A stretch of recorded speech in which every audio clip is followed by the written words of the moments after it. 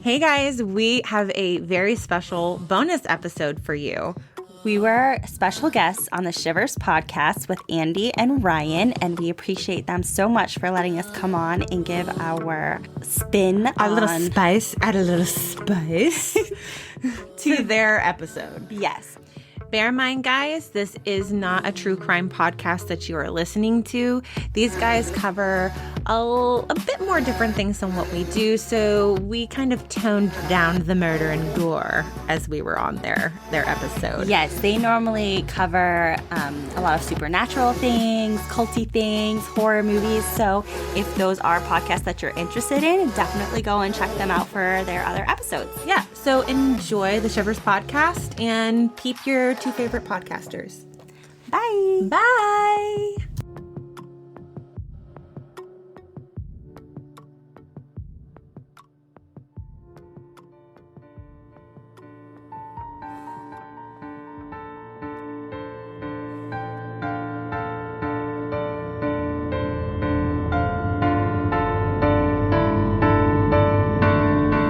Hello, and welcome to a very special episode of Shivers. This week, Andy and I get together with the girls from The Killer T to talk about one of America's most fascinating true crime stories. As we are covering a true crime topic, this week's episode may not be suitable for all listeners. We will be discussing details such as the condition of the body upon discovery, as well as speculation about both physical abuse and sexual assault. If these topics are not to your liking, which is totally understandable, come back and join us for our next episode. Today, we're talking about the Black Dahlia murder on a crossover episode. So Shivers is crossing over with the Killer T podcast. So our friends Christina and Chelsea over at Killer T, thank you guys for doing this and joining us. We're so excited. Ryan and I are really excited to partner for this episode because this is so far outside of the norm for us and what we typically do. So thanks for partnering on this episode. Thanks for having us. We're so excited. Yay! Awesome. So before really looking into this, I had heard about the Black Dahlia murder, but I had never really looked into it. So I really was not too familiar with all of the details with everything. And I know you guys will go into it in a little bit, but I've got to say this case is fascinating, absolutely fascinating. And it is the oldest cold case for Los Angeles County, going back to 1947. So the Black Dahlia, her real name is Elizabeth Short. She was born July 29th, 1924 in Hyde Park, Massachusetts. She was only 22 years old when she died in 1947. She was found by a woman and her young daughter in a park in LA, in California, in Leimert Park. Growing up, she came from humble beginnings. She was an aspiring actress. She was one of 5 girls born to parents Cleo and Phoebe Short in Massachusetts. Her father was kind of a dick for leaving her mom. So he was essentially a mini golf tycoon. He owned a business where he basically kind of designed and constructed mini golf, like little theme park things, mini golf things for clients. During the Depression of 1929, he ended up abandoning Phoebe and the 5 girls and faking a suicide. And so after he faked his suicide, he moved to California. Elizabeth, she ended up moving out there to live with her dad in 1943. So she moved out there when she was around 19 years old. Not long thereafter, it didn't take too long for their relationship to become pretty strained because she was kind of like living it up, going out and partying. She really didn't do a lot around the house and she didn't really work much. It really kind of pissed her dad off essentially. So he kicked her out. She ended up getting a job at Camp Cook, which essentially was It had something to do with the military. I know servicemen were there. I don't know which branch of the military. It might have been Army, if I'm not mistaken. But she was noticed by a lot of the guys there at Camp Cook, and it made her uncomfortable. So she ended up leaving to stay with a friend in Santa Barbara, California, and stayed there for a while. But then on September 23rd, 1943, this is the only time in her life where she was like busted by the cops for something technically illegal. So she was out late with a rowdy group of friends, underage drinking at a restaurant, and the restaurant owners ended up calling the police on this group. And she was booked and fingerprinted, but never formally charged. She was underage at the time, but essentially the police officers took pity on her and arranged for her to return to Massachusetts. But then again, not long after that, she ended up circling back and returning to California. But this time she went to Hollywood. She was an aspiring actress, but she was never credited with anything. So I don't even know if she was actually in any real movies. But while she was in LA, she ended up meeting a pilot, and his name was Lieutenant Gordon Fickling. She quickly fell in love and made plans for marriage, but he was shipped out to Europe because remember, this was, the wartime. Essentially, it was World War II time. Elizabeth went back home to Massachusetts for the holidays. And then not long after, she moved to Miami to stay with some of her relatives down there. And then while in Miami, she actually met another pilot. What are the chances? His name was Major Matt Gordon. And again, she fell in love quickly, made marriage plans. But then Matt ended up getting shipped out to India and unfortunately was killed in action. So at this time, Elizabeth was kind of distraught. She ended up making arrangements to return to California.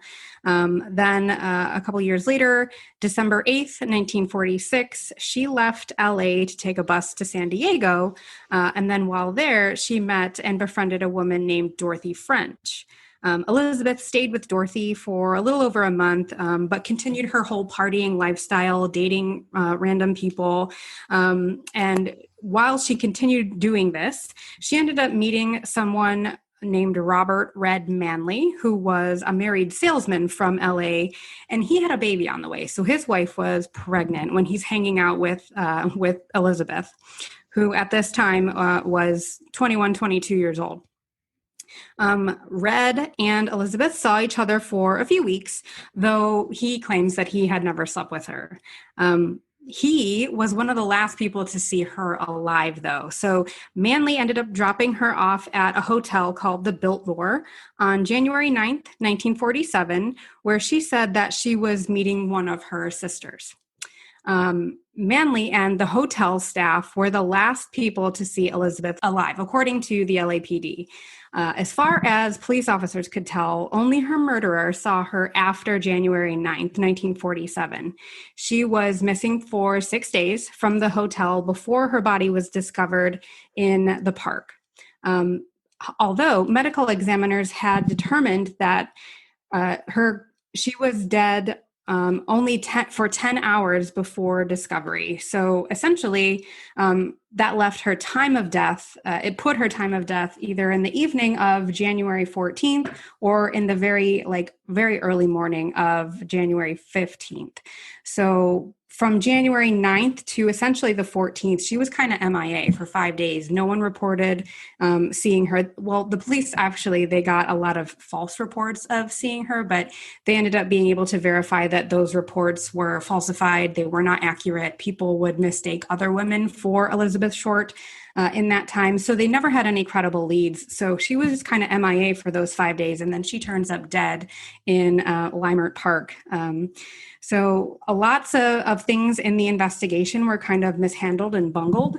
But I will let you guys get into the nitty-gritty of those details. All right. Well, we are going to dive right into her crime, unless you have anything that you want to add first, Christina. No, I don't have anything to add. Did you say her crime? Okay. Well, her murder. Okay. Sorry. I was going to say, well, then I missed something there because all I got was underage drinking. No, I'm sorry. Her murder. So on January 15th of 1947, a woman named Betty Bersinger was out for a walk with her daughter, and they stumbled across the body of a young woman who was laying just a short way off the sidewalk. Betty had initially thought that this was a mannequin or some trash that was in the tall grass, but upon further inspection, discovered that it was actually the body of a young woman. She flips out, completely loses her shit, goes down the street to a nearby house and phones the police. Once the police had been alerted and were called to the scene, a very strange investigation began to take place. The odd positioning of her body, the mutilation, and lack of blood at the scene led investigators to believe that she had been killed elsewhere. I think it's important to mention here that we are in Hollywood. A beautiful young woman has been murdered and discovered. Back in the 1940s, crime was the entertainment. So these officers and all this stuff, first of all, Hollywood is, there's crime rampant everywhere. So the officers are able to get to the scene fairly quickly. But unfortunately, so are the onlookers and the media and all of that stuff. So they have to take on this crime scene with a crowd of people around them.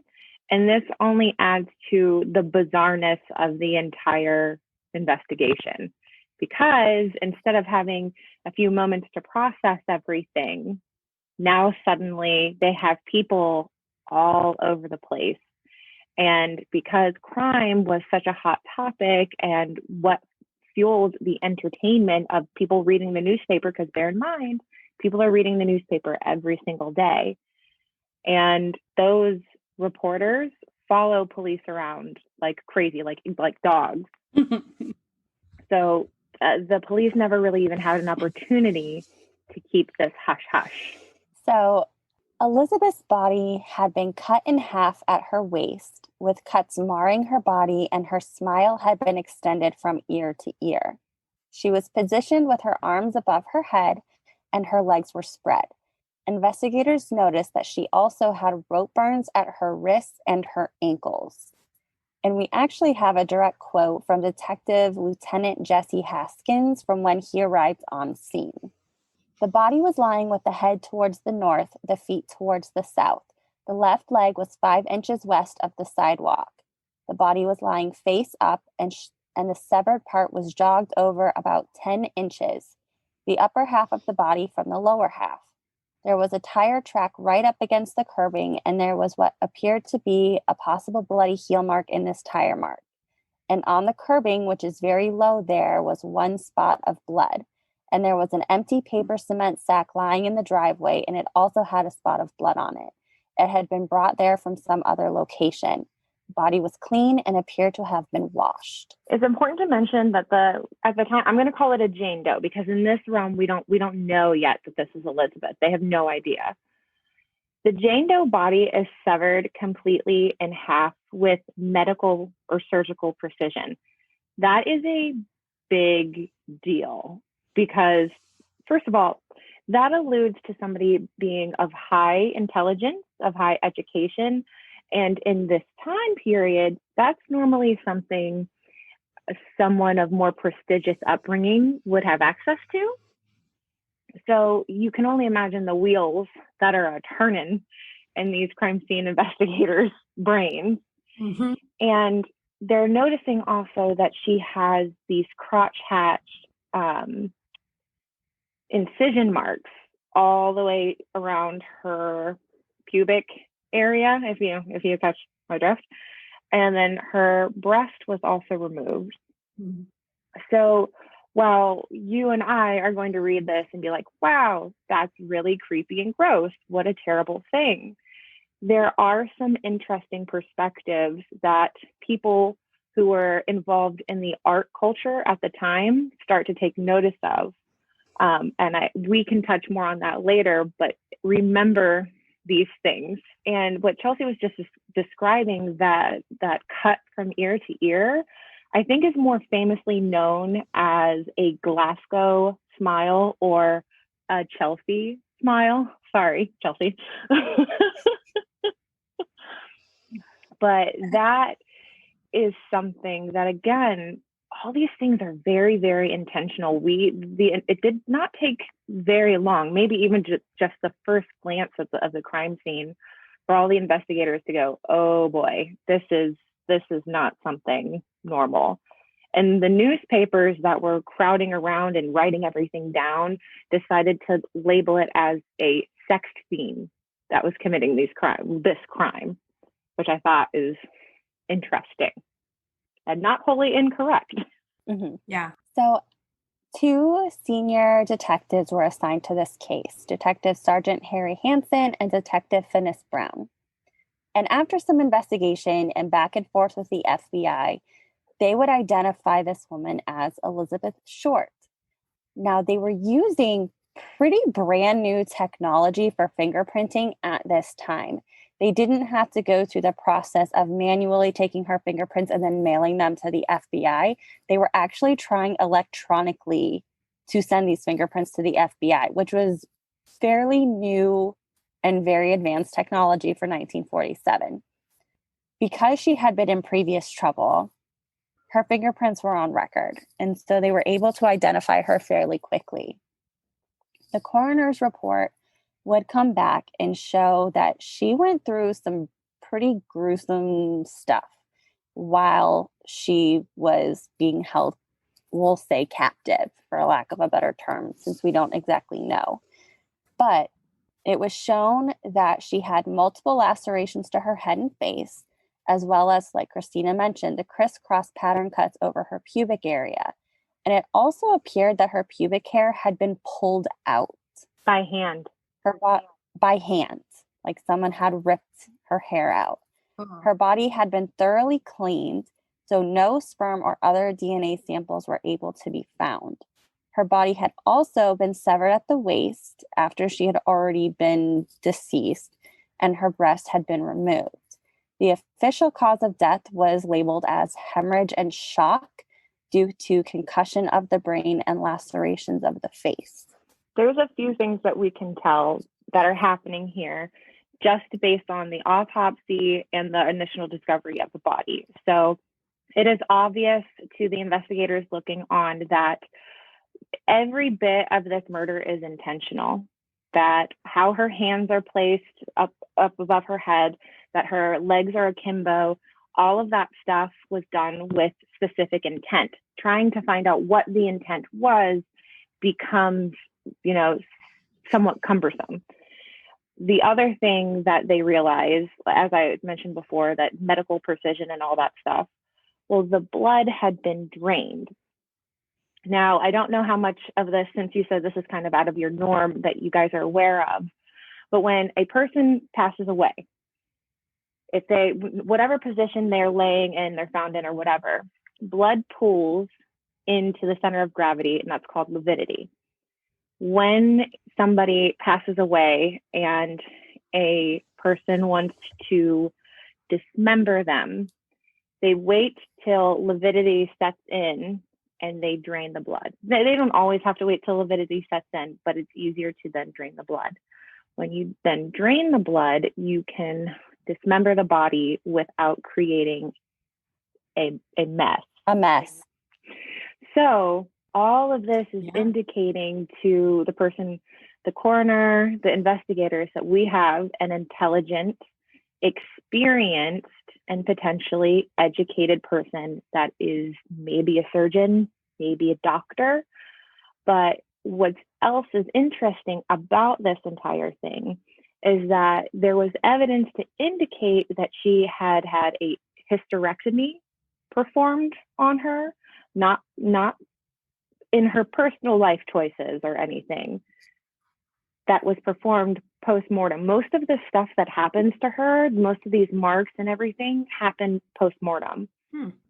The other really, really, really important part of this is that the severing of her body was done in such a specific way that that actually can lend to helping narrow down the suspects, because this was a procedure that was done to avoid having to cut through bone. And it was learned from the past two wars with soldiers coming back from war and the radical procedures that had to happen. But what would happen was there's this specific little part of our spines that we can go ahead and sever that does not involve going through bone. And they started teaching this in the 1930s at surgical schools. So it's not just, it couldn't just be a butcher. You know, you hear severed limbs and all that stuff. That's what you think of. It's like a butcher. This was too well done, too precise. Somebody of important stature did this. So the procedure that I'm looking at, what it entails is it slices the body beneath the lumbar spine. And this is the only spot where the body can be severed without breaking bones. It also removes the legs, genitalia, urinary tract system, pelvic bones, anus, and rectum in standard practice. Oh, God. As we mentioned, the press are everywhere. And this is actually a big problem because it's ruining the crime scene. There are people trampling through the crime scene. It's not being handled the way it should be. And as the media gets more involved in finding out who this woman is, they label Elizabeth as the Black Dahlia. And they do this due to the fact that there was a movie out at the time called The Blue Dahlia, and the fact that Elizabeth was always seen wearing black. Combine the two, you get the Black Dahlia. Tips begin coming in left and right about Elizabeth and who may have been responsible for her death. As we said, investigators were led to believe that the person responsible had known Elizabeth beforehand and that the mutilation of her body showed that there may have been some personal vendetta there. It was also believed that the killer was in the medical field based on what was done to her body.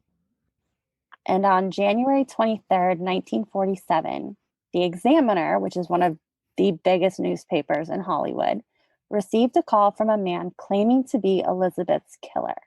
He claimed that he could prove this by sending the belongings of Elizabeth to the paper, which he did.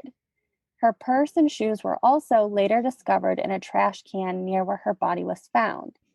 All of the items that were found had been rinsed with gasoline so that no prints or evidence would be able to be lifted from them. Letters also began pouring into LAPD that are very taunting. They all claim to be the killer. Some seem to have credible information. Others were super misleading and turned out not to be true. But overall, this case is getting a ton of attention from people that are outside of the LAPD. Unfortunately, whenever the press gets involved, it is both a blessing and a curse. So the last thing those investigators would have wanted would have been people showing up to the crime scene and reporting on it, because then they can't strategically withhold certain bits of information, things that could be really important to the case. But when this person calls in, I mean, this is monumental. This is a really big deal.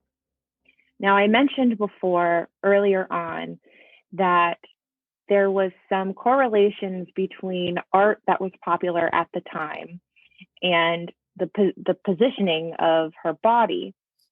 When it comes to these items being sent in, it plays even more into that, because the culture of the time, the big on-trend artist of choice were the surrealists, right? And what they did, what was really popular in Hollywood, was kind of art forms that objectified women.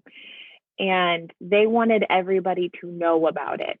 So the killer's sending in bits and pieces of her identity to say, I did this, give me the attention, I am in control, fit very similarly to how a surrealist artist would claim their art.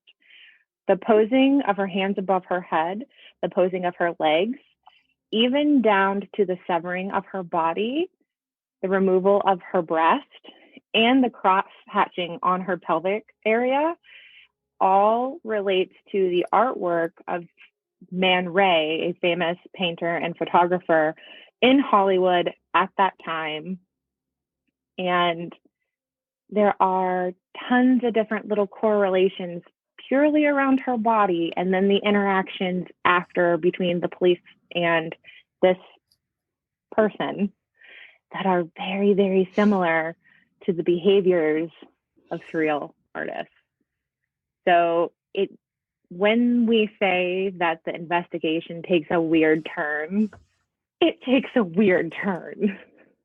Due to the obvious lack of evidence and the complexity of this case, like Christina was just saying, the LAPD began to list basically anyone who had known or recently been seen with Elizabeth as a suspect.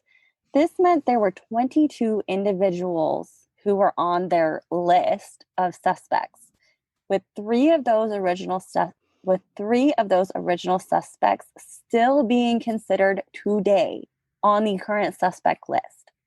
Those three are Mark Hansen, Dr. George Hodel, and Dr. Patrick O'Reilly. The current suspect list contains 11 names, many of which have been brought forward by journalists and authors over the years. Those suspects include Walter Bailey, Norman Chandler, Leslie Dillon, Ed Burns, Joseph A. Dumas, George Knowlton, Robert M. Red Manley, Jack Anderson Wilson, and the three that I mentioned from the original suspect list of the LAPD. The most famous for their suspected involvement are Mark Hansen, George Hodel, Ed Burns, and Leslie Dillon. Mark Hansen was a nightclub owner and a theater owner in LA. And of course, Elizabeth she's going out there. She's trying to become famous. She wants to be a Hollywood darling. So, we commented on her. Well, Andrea commented earlier on her going out to parties and drinking.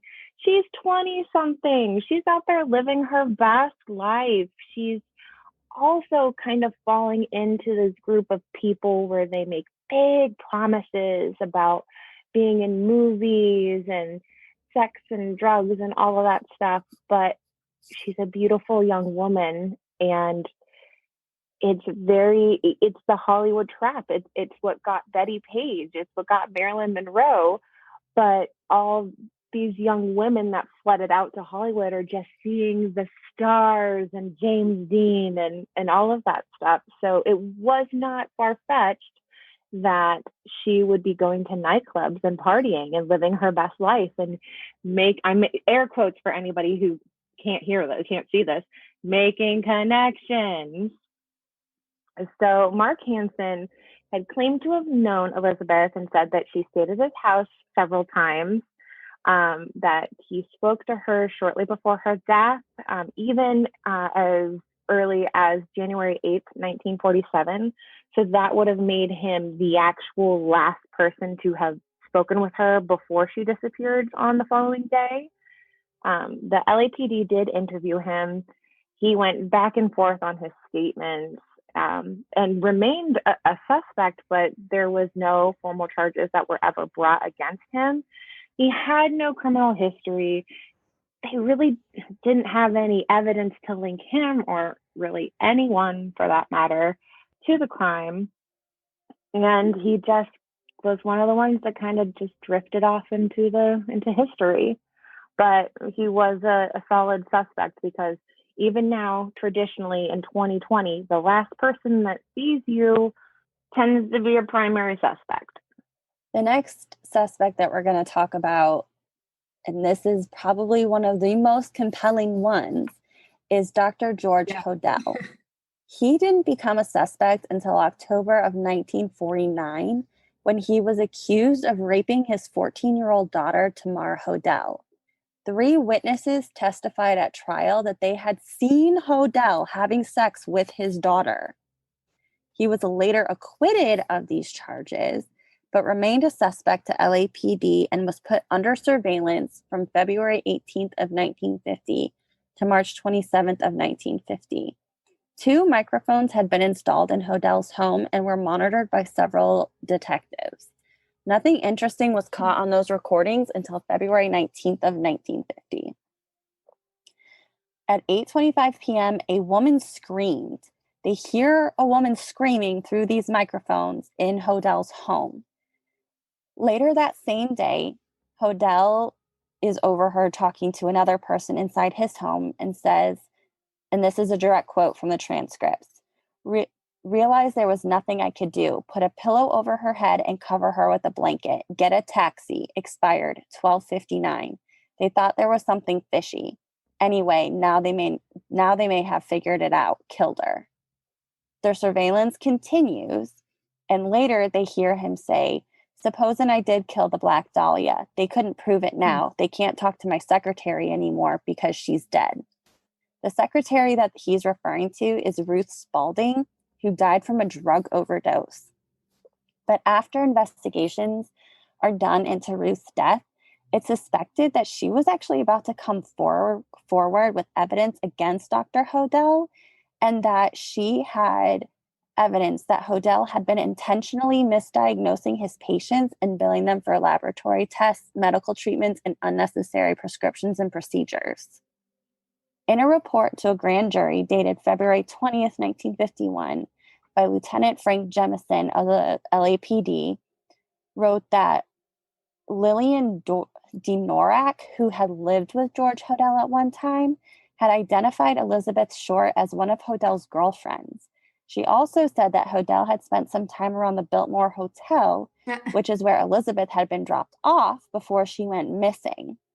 Tamar Hodell stated that her own mother, Dorothy Hodell, had told her that her father had been out partying on the night of the murder and stated they'll never be able to prove that he murdered her. This is a rabbit hole of rabbit holes. Just, oh my God. So, you know how we were talking about surgical precision? Oh, what do you know? We have a surgeon. You know how we were talking about these weird juxtapositions of the body compared to surrealistic art? Strange. Guy's really into surrealism. You know how I mentioned like the famous surrealist artist, Man Ray? Guess who's his best buddy that used to take their family photos? Oh, so weird. It's this guy. Crazy. That's not suspicious at all.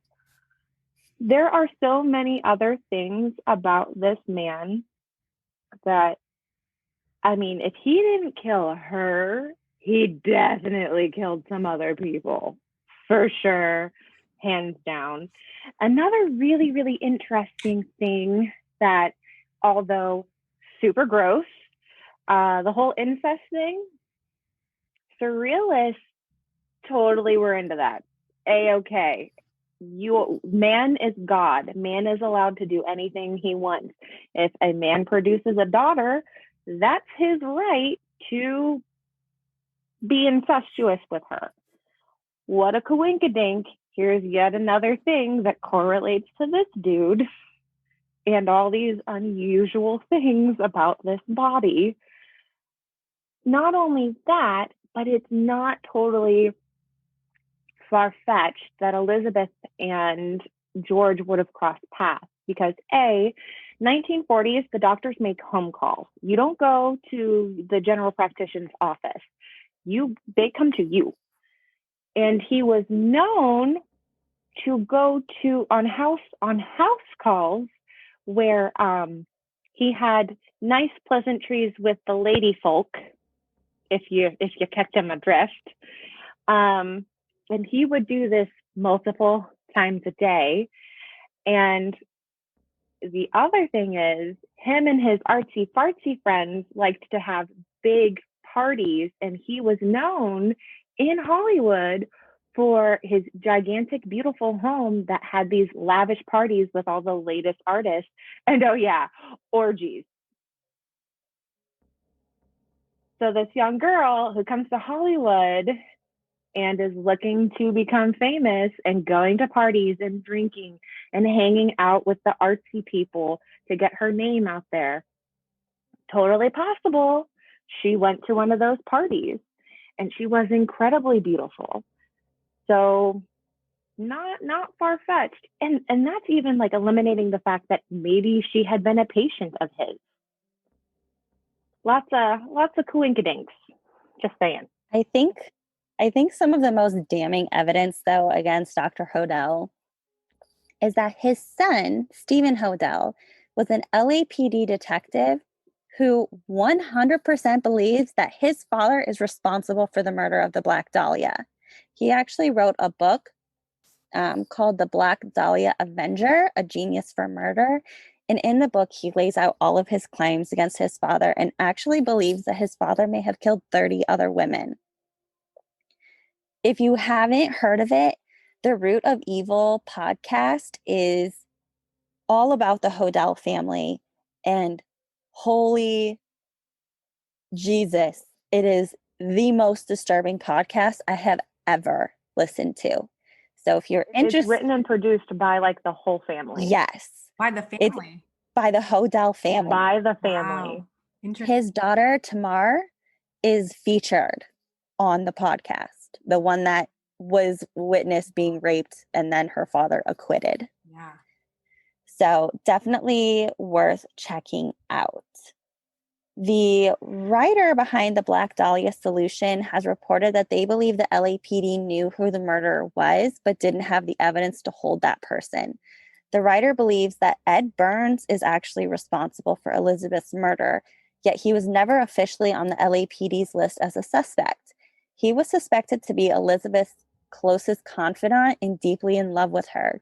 And the story is that Elizabeth was obsessed with the murder of 6-year-old Susan Degnan and would often talk about it relentlessly. Ed is said to have become enraged with Elizabeth and to have killed her because he believed that she loved and idolized William Hirons, who is the murderer of this little girl, and loved him more than she loved Ed. But there's really no like substance to this story aside from the fact that Ed committed suicide 2 months after Elizabeth's death. Why would he pose her body like that? How would he learn to perform such technical procedures? It doesn't make sense.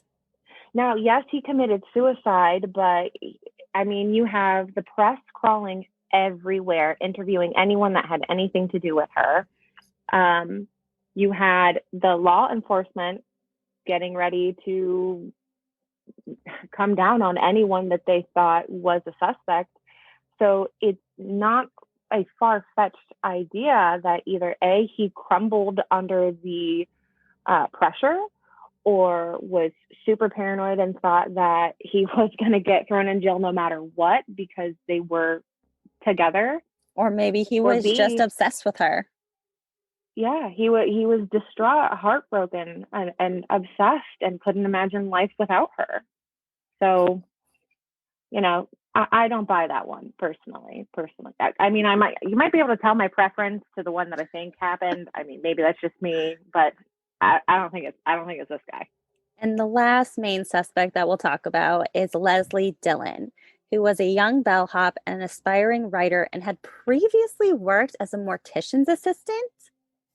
And in October of 1948, Dillon wrote to the LAPD psychiatrist Dr. J. Paul D. River about the Black Dahlia case. He claimed that he was interested in hearing theories on the case because he had an interest in sadism and sexual psychopaths and that he wanted to write a book. Dillon would go on to... I think this guy gets a bad rap. I think he was just he was like one of us, basically. That's what I think. Well, he would go on to say that his friend Jeff Connors was Elizabeth's killer.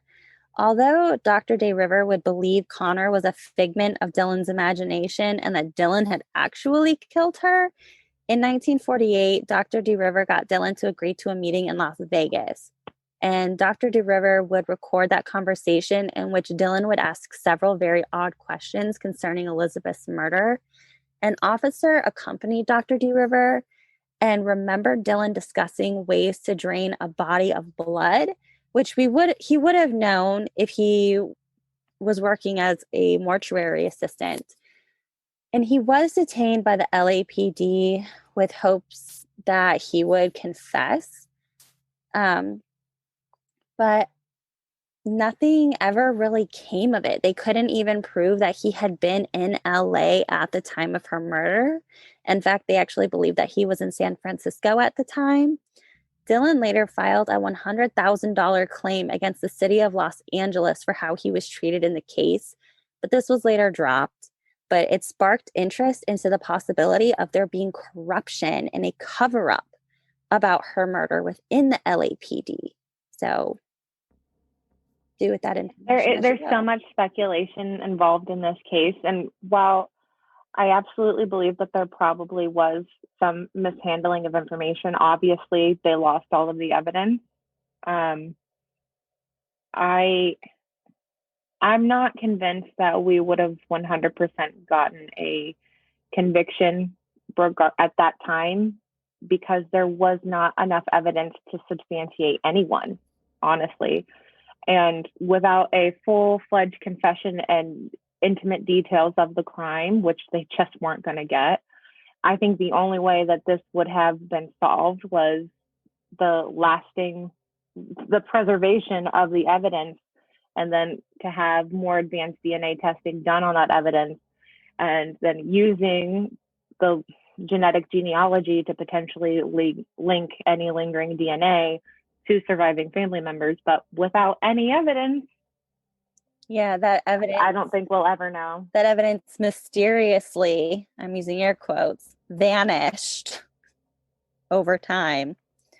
But but the prime suspect managed to live till 1999, and he was rich. Oh God, just so weird.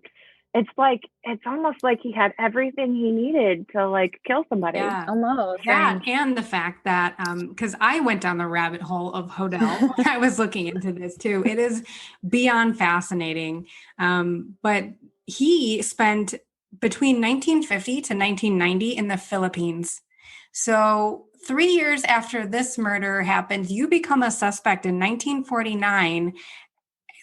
I think the police are kind of hot on your trail. And then within a year, you just peace out for 40 years in a different country.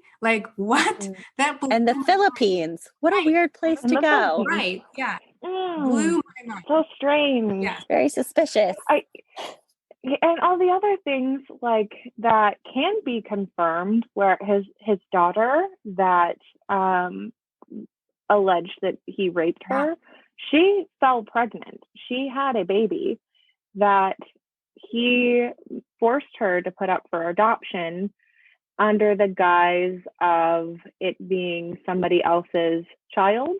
An unnamed Negro. And because at that time, it was socially acceptable for mixed babies to just be given away. Nobody really batted an eye.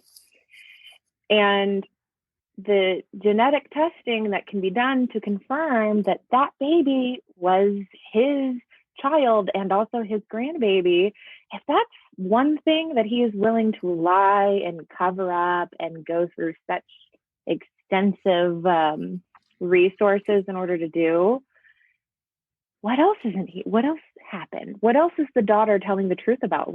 Hearing him say that he murdered somebody else, or her stepmother saying that her mother saying that she was terrified that he would kill her or kill the entire family. Just interesting things. So much. Yeah. I mean, you can just lose yourself for hours just researching all of this and coming up with your own theories and everything. But I mean, yeah, it's crazy. And it's such an interesting case. And I agree. I don't think we'll ever have an answer as to who did it. But another piece that really interests me here is the fact that, okay, so in the 40s, like you had mentioned, Christina, with essentially entertainment being murder, what's going on, big cases that draw a lot of attention, that essentially is your entertainment back then.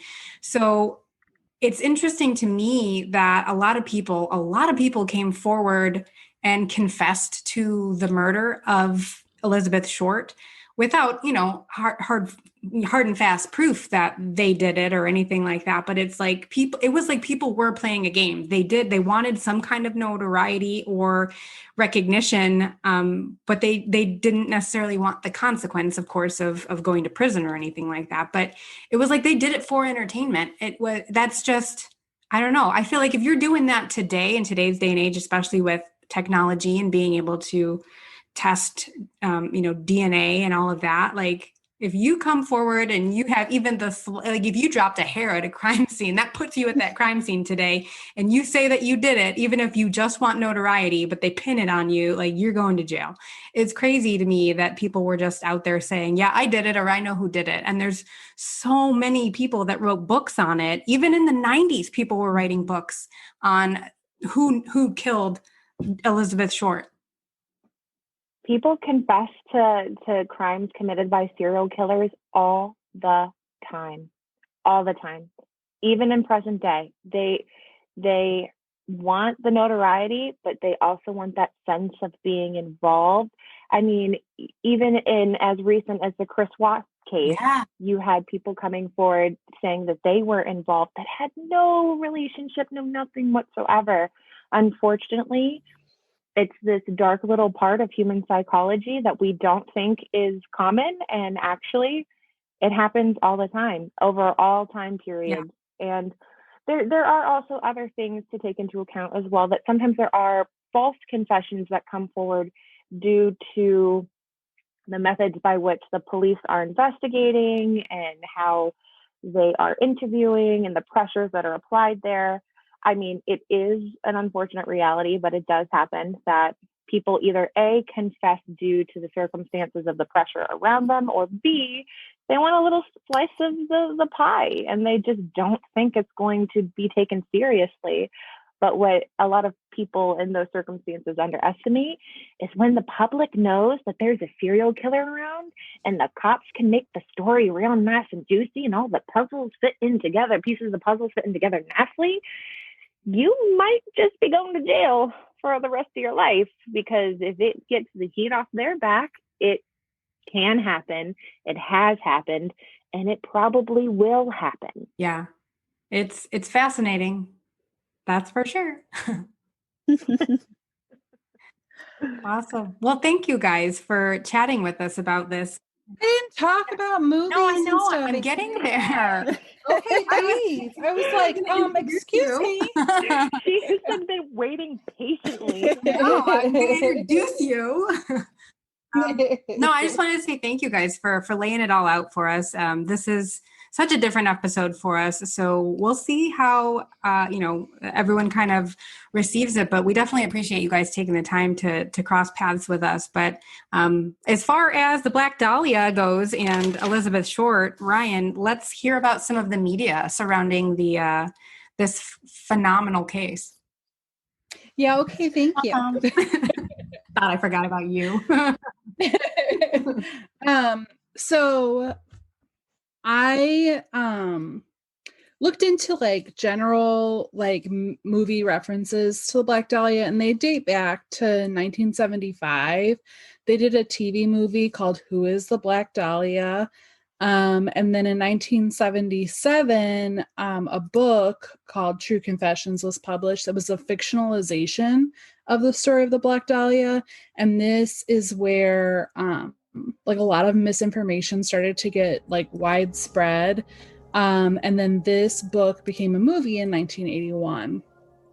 And then in 1987, another like fictionalization of the story was published as a book that then became a movie in 2006, starring Josh Hartnett. And then this fictional version focused on like police corruption as a major theme of the case. I tried to watch this movie. I'm not saying it's a bad movie. It's like a film noir style crime thriller. It's not my jam. I fell asleep and then my Amazon rental expired and I just wasn't gonna pay for it again. No, it's pretty bad. It's bad. It's rough. Pretty unpalatable. I'm not. I love film noir. even Josh Hartnett couldn't save that with his beautiful, beautiful face. Yeah. I just felt like it moved so slowly. Like, it's called The Black Dahlia, and it's like almost an hour into the movie that the case even begins. Yeah. Like, Jesus, I can't do it. Yeah. And then last year, 2019, TNT aired a 6-part series called I Am the Night, based on Fauna Hodell's memoir. So Fauna Hodell is the daughter/granddaughter of George Hodell. This I didn't see, but it got some decent reviews from some outlets that I trust their reviews. So if you're interested in the case and you can track it down, it seems like it would be worth a watch. But what I really wanted to talk about as far as this goes, because I am like a scary movie fan in the realm of scary movies that are fictional. But sometimes the best scary movies that are fictional have a basis in true stories. I want to talk about American Horror Story, which in general is, as any long run series, it has its ups and downs, but the first season, which is the Murder House season, features such frequent snippets of like American true crime history. Like, it's just full of these little gold nuggets. Like, if you're paying attention and you like true crime, it's like every episode or two you're like, oh my gosh. So this is going to be very spoilery for just this small part. So if for some reason you haven't seen it, what I'm about to talk about is not going to spoil the storyline at all. But in season 1, episode 9, which is called Spooky Little Girl, we meet Elizabeth Short, played by Mina Suvari. And let me just tell you, fantastic casting. I feel like she looks so similar to the pictures of Elizabeth Short when she's like made up for the camera. I can't imagine anybody else looking more like Elizabeth Short. So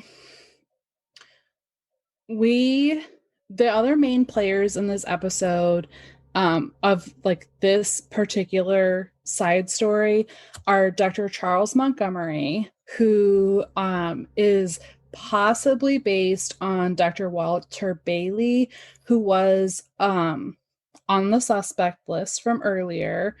Dr. Walter Bailey in real life was rumored to perform illegal abortions, and I believe he lived like relatively close to the location that the body was found. Also, in the fictional universe, Dr. Charles Montgomery appears in the hotel season of American Horror Story as well. And then the other main player is David Curran, who's a dentist. So in Murder House, you have all these little stories that keep happening within the house. So in the 20s, Dr. Montgomery lived there. And then in the 40s, Dr. Curran lived there and had a dental practice. So the story in the fictional world goes that Dr. Curran was seeing dental patients in his house, and Elizabeth Short came to him to see him about a toothache. But because she was a starving artist, she didn't have any money to pay. And she implied that perhaps they could make some other arrangements for payment. And then in a very bizarre turn of events for someone who was offered other arrangements for payment, he puts her under with the laughing gas and then rapes her. Like, she literally offered to like pay for dental work with sex, and then you had to like do this without consent anyways. It's just totally skeezed me out. But so he does that, and then when he finishes, he goes to look at her tooth and realizes that he's overdosed her on the sedative gas and that she has died. So he panics, and then the ghost of Dr. Charles Montgomery shows up, and he's like, I think I can help you out. And then he, as like a ghost figure, does the mutilation so that they can dispose of the body outside of the house. This death within the house lets her then haunt the house, and there's some like interactions with her later on. But I think that this is it's just a really interesting like fictionalization of the story that is nice because it's obviously a fictionalization of the story. The characters don't have names of any of the real players in the true story besides Elizabeth Short. The the actual death and dismemberment like requires the belief in like actual ghosts. So it's a nice fictional way of telling the story, but for people who know their true story, it's just like nice little nuggets. In an earlier episode, you find that this Dr. Montgomery has like a penchant for like Frankenstein complex kind of things. Like he is like trying to figure out like the secrets to life, and he will like sew together like human parts with animal parts and this kind of stuff, which is interesting, you know, with the mutilation. And then I thought that the mention of the hysterectomy was really interesting because in this version of the story, there's like a sexual assault involved. And so like removal of like the sexual organs can help in modern day, you know, can help to alleviate any stress about getting caught doing that kind of thing. So Doing the thing. Yeah. Yeah, so that's about it for like outright Black Dahlia references in the media. I was actually surprised that there weren't more. Like I really searched for like a lot of different ways that it could have been used, but this was really like, I mean, it's a decently long list and there are like documentary style things, but as far as like inspired horror film, there really wasn't too much out there for being such a terrifying story. Yeah. They did inspire a heavy metal band, and those bastards called it the Black Dahlia Murder. Yeah, that's true. That's That is. so not only did they inspire the heavy metal band, but there are a lot of songs about the Black Dahlia. Mm-hmm. But I didn't get too much into that. Yeah. To me, almost the real story is more terrifying than the fictional one, because we know that Elizabeth was tortured and that those days that she was missing were probably days spent being tortured and held in captivity. There was ligature marks on her wrists, rope burns. So there was, other indication of sodomy with foreign objects. Mm-hmm. This poor girl, she was beaten. That's ultimately how she died. She was beaten to death. And you would almost wish that she had been gassed up to overdose, because then at least she would have died peacefully. So it's one of those rare situations where it's actually stranger than fiction. Yeah, definitely. I definitely think that the American Horror Story version is more palatable. Oh, for sure. Yeah, definitely. The real life version is just horrifying. It's a lot. It's a lot to take in. And we didn't even cover, we could have gone down more rabbit holes and more in depth, sure. But for this crossover nice with you ladies, let's just keep it higher level. Yeah. Oh, it might be too late, but a trigger warning. Oh, yeah. By the way, P.S. If you're still here, guys, I don't know if our bantering after this is going to really upset you if anything else hasn't, but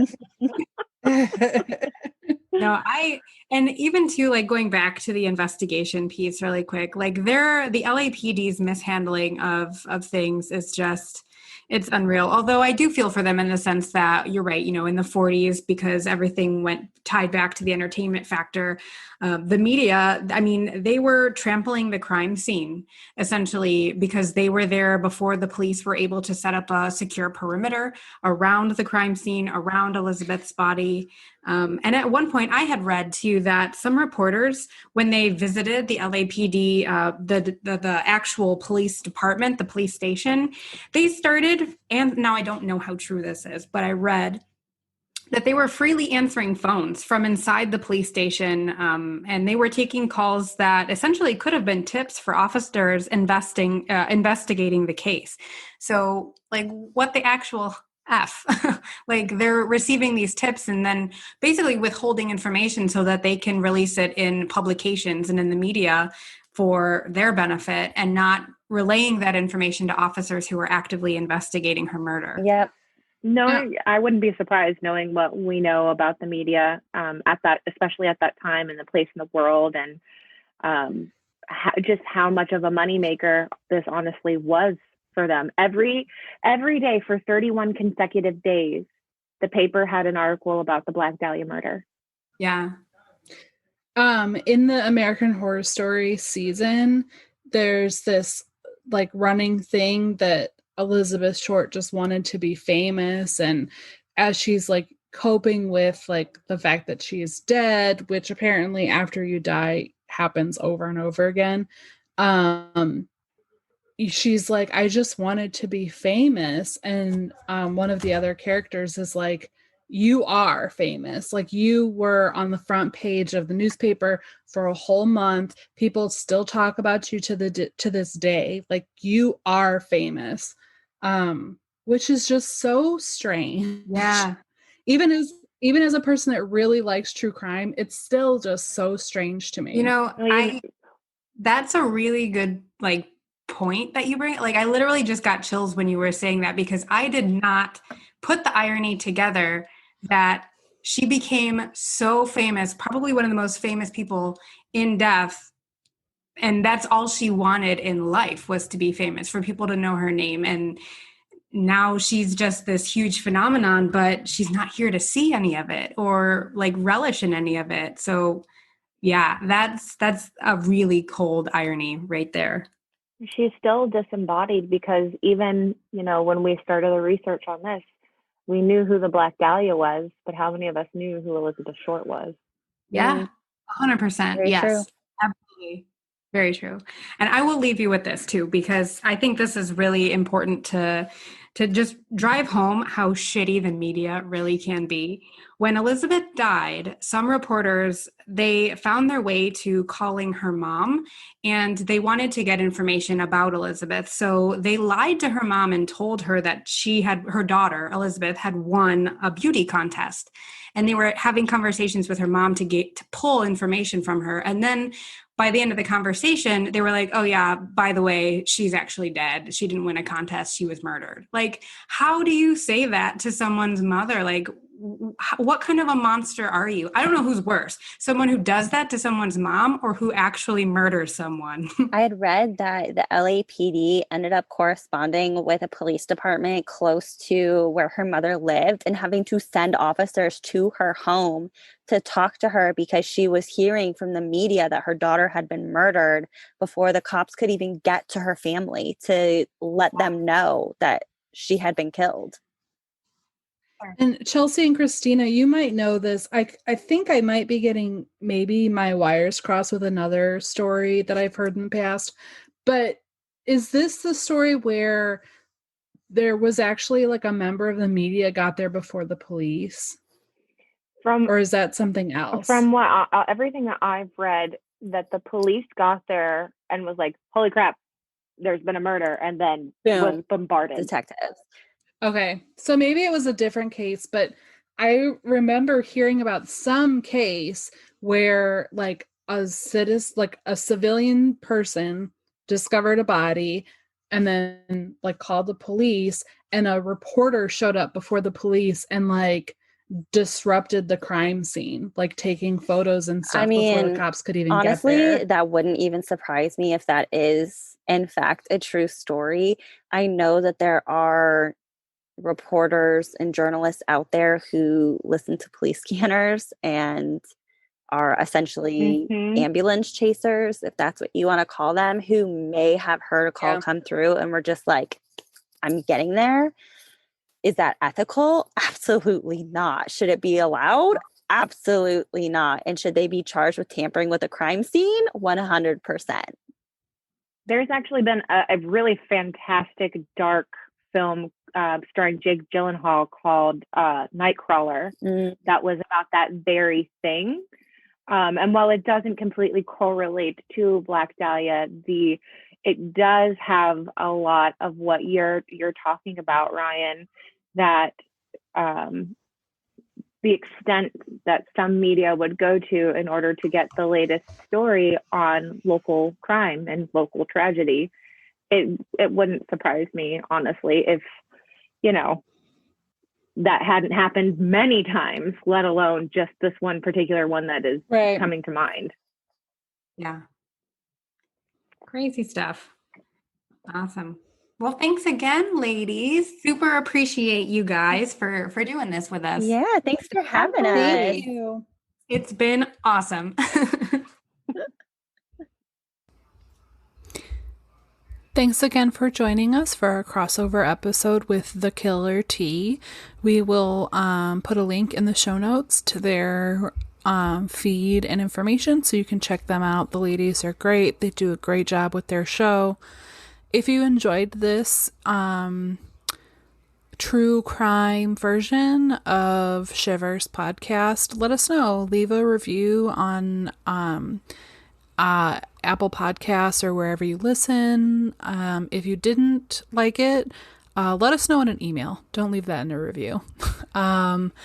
We don't have a short story for you this week. It's not really appropriate given the subject matter. But we are planning 2 episodes right now. We will be publishing an episode sometime between now and Christmas about some holiday beasties, and we have a show waiting to be edited about the Silent Hill video game and movie franchise, which was super fun to record. Thanks to Necropodicon for being our home on the internet. Thanks to Dr. Evil for our theme music. And thanks to Andy and the ladies from The Killer T for being there. Wait, no, not for being there for me. Well, yeah, sure. 2020 has been really hard. Thanks for being there for me, ladies. We'll be back with you guys shortly. We'll see you then. Bye.